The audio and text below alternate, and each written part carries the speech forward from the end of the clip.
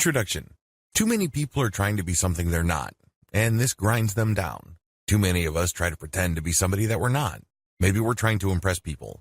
Maybe we're trying to fool ourselves into thinking that we are completely different people. The sad part, too many of us are not aware that this is happening. It's just something that happens on autopilot. They keep pushing forward, but ultimately, it still doesn't measure up. Regardless of how hard they try, and regardless of how much effort they put in, they simply aren't happy, nor are they fulfilled. There's always something missing. They feel incomplete, flawed, and weak. Of course, this happens deep down inside, and oftentimes, they can't quite put their finger on it.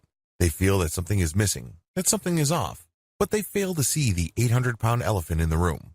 Similarly, too many people suffer from imposter syndrome.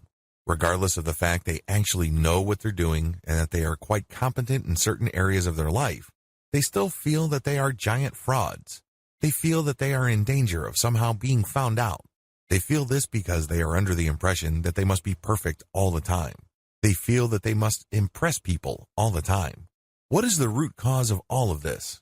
The idea of perfection. People might not be able to articulate this belief, but they definitely think and act like it.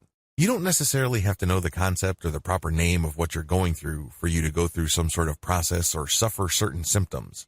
Regardless, people are trapped living with this idea of perfection.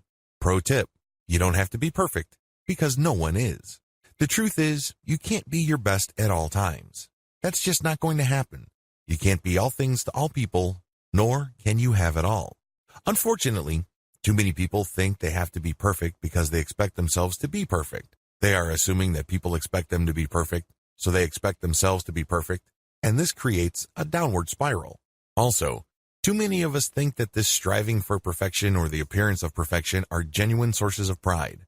Other people hang on to the emotional albatross of perfectionism because they think others are relying on them to be perfect. They think that other people cannot move on or live full lives until and unless they are perfect. This training teaches you how to get out of the long shadow of wanting to be perfect. Instead, it teaches you to achieve peace within by accepting yourself fully, flaws and all.